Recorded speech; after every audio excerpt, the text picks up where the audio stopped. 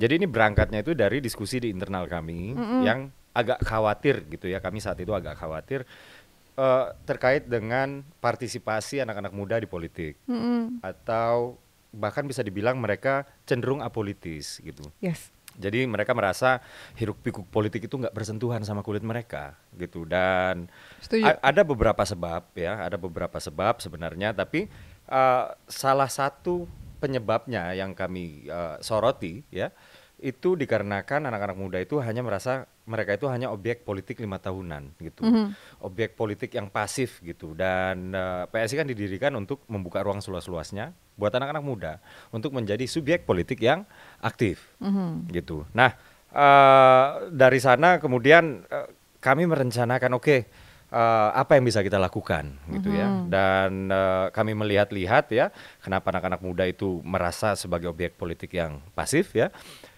Salah satunya ada penyebab formalnya gitu. Penyebab formal itu salah satunya adalah batasan usia minimum.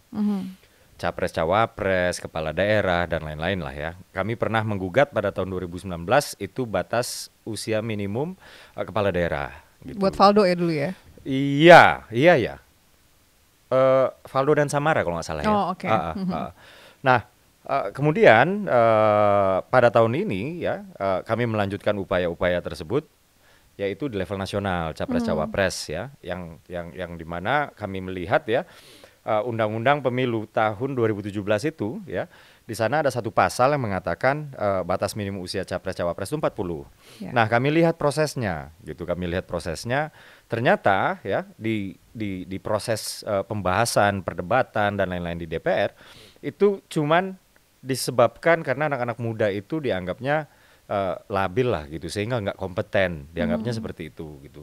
Dan ini nggak ada landasan yuridis yang kuat, pijakan saintifik yang solid itu nggak ada. Dan tentunya ini menyakiti hati anak-anak muda gitu. Dan kami lihat di undang-undang sebelumnya ya, itu batasan minimumnya 35. Alasannya cuma asumsi ya, seolah-olah. Iya, seolah-olah anak-anak muda ini labil, belum siap mental dan lain-lain, dan iya asumsi aja, nggak ada alasan yuridis, nggak ada alasan saintifik.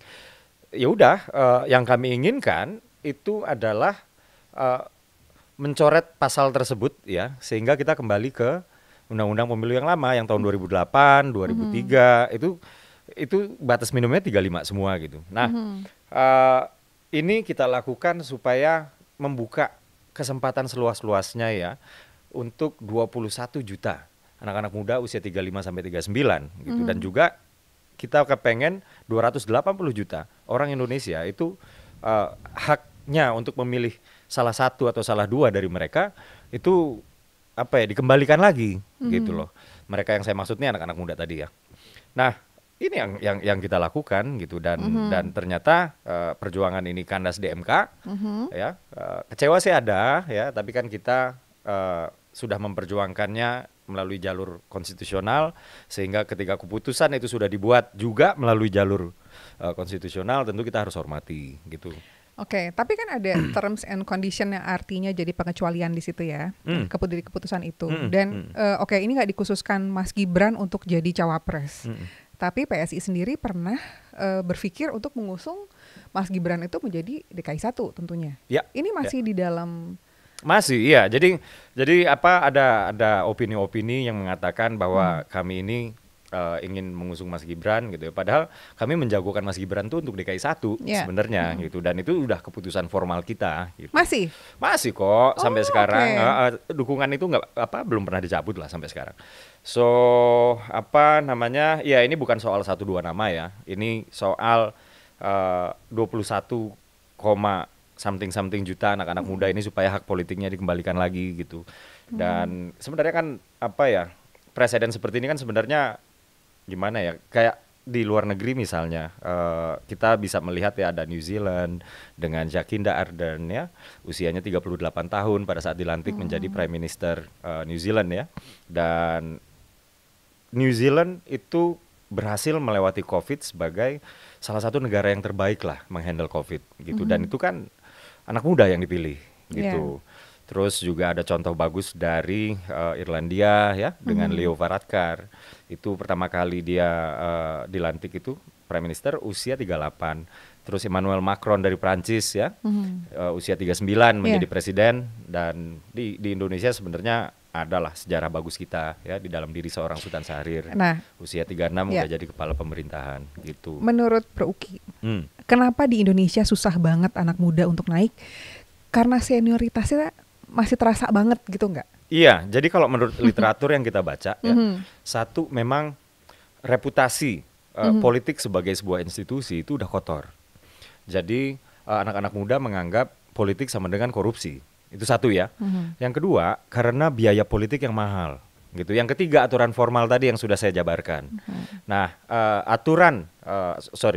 biaya politik yang mahal ini tentu menyeleksi dengan sendirinya siapa-siapa yang bisa terjun ke politik gitu. Kita sama-sama tahu lah, misalnya kalau anak-anak muda ini kan masih merintis ya, artinya mungkin baru lulus SMK, SMA, baru lulus kuliah gitu. Jadi modal finansialnya belum banyak gitu. Sementara mereka-mereka yang senior itu yang sudah malang melintang itu lebih punya ruang secara finansial ya untuk membiayai logistik-logistik kampanye dan lain-lain gitu. Dan lama-lama politik sebagai institusi itu semakin berjarak dengan anak muda, gitu. Semakin berjarak. Tentu upaya untuk mendekatkan ini lagi, ini butuh proses yang panjang banget ya. Dan kalau aku lagi diundang ya, seminar-seminar di kampus ya tentang politik itu, aku selalu bilang kok, kalau kalian anggap politik itu kotor karena diisi oleh orang-orang yang katakan pragmatis aja gitu ya, nggak diisi oleh orang-orang yang idealis gitu. Kalian sebagai orang-orang yang idealis itu punya andil sebagai support system di sana, sebagai enabler sehingga fenomenanya terjadi seperti ini karena kalian nggak mau masuk ke politik, kayak gitu. Jadi ini ada pengalaman saya yang agak menarik ya. Waktu itu Mas Manik ya, Mas Manik yang mantan ketua BEM kan, kemudian dia nyalek ya melalui sebuah partai, terus dia dibully, gitu. Oleh ya banyak orang lah ya akhirnya ke politik. Wah, soalnya dia kan pernah membuat semacam plesetan lah. DPR itu menjadi Dewan Perampok Rakyat gitu. Tahu-tahu dia mau masuk DPR. Saya malah membela dia ya walaupun kita beda partai ya. Dan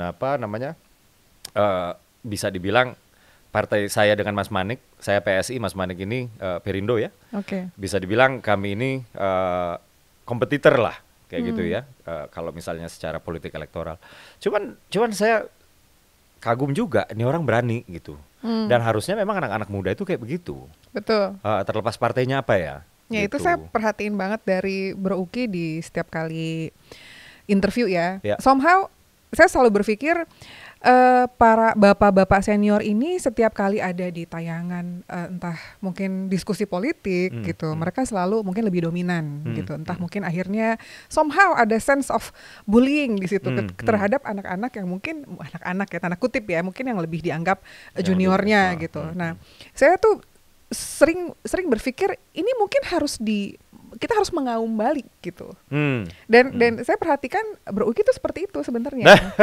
Which is menurut saya perlu ya gitu karena untuk melawan kadang-kadang kita butuh suara lebih lantang tentunya gitu. Nah, pengen nanya sama Bro Uki, merasakan sense of itu nggak apa ya? Diremehkan seperti itu. Ada dong pasti.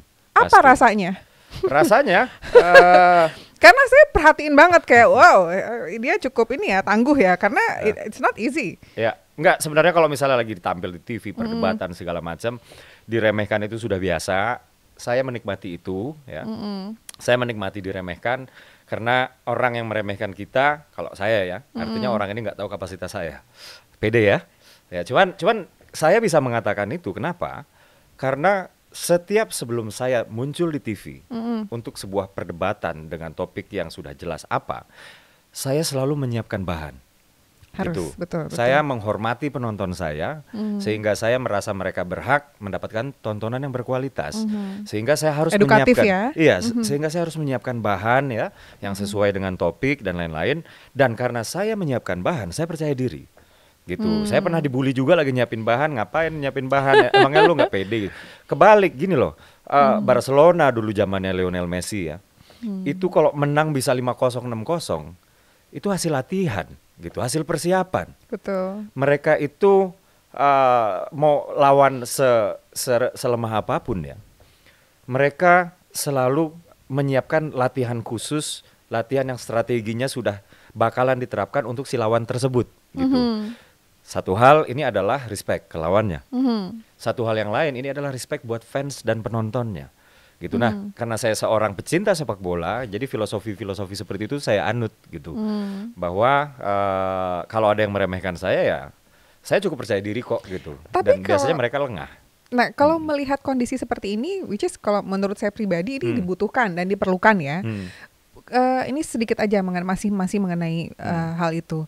Menurut Bro Uki, teman-teman perlu seperti itu juga nggak? Lebih berani, lebih lantang untuk, karena kadang-kadang gini, bukan kita, tentunya kita diajarin untuk tetap santun. Yeah. Selalu senior-senior ini di dunia politik selalu bicara mengenai etika politik. Betul. Betul ya, it's just like every time gitu ya, setiap kali ada diskusi politik, etika. Kadang-kadang mereka sendiri ya nggak lupa, mohon maaf ya gitu. Seringkali ya itu dirasakan mereka sendiri nggak selalu beretika sebenarnya menurut saya. Nah, menurut Bro Uki, teman-teman sendiri yang katakanlah masih junior di dunia politik ini harus mengaum keras juga nggak gitu? Ya kan nggak semua orang harus jadi striker ya. Artinya ada juga karakter-karakter yang lebih lembut dan menyejukkan gitu. Ada gitu. Ada juga ya kembali ke sepak bola ya, nggak semua orang jadi striker. Ada goalkeeper, ada back, ada pemain tengah yang mengatur ritme dan lain-lain. Sehingga ya memang sama seperti di sepak bola, yang terkenal itu biasanya nyetak gol gitu, striker kan biasanya nyetak gol. Jadi ya nggak semua orang lah harus lantang gitu ya. Mereka yang lantang juga itu berani bersuara lantang karena tahu pemikiran mereka itu didukung oleh orang-orang yang nggak berani berteriak lantang. Gitu. Jadi kalau kita membicarakan Bro Uki di TV, itu adalah produk dari sebuah sistem. Bro Uki bisa berani kayak begitu juga misalnya ya. Itu karena saya juga tahu ya, bukan hanya soal persiapan gitu. Saya juga tahu bahwa saya sedang menyuarakan suaranya orang-orang lain juga gitu, yang mungkin hari ini nggak berani bersuara gitu. Jadi nggak semua anak muda harus lantang, tapi berani bersuara itu adalah hal yang sangat baik ya.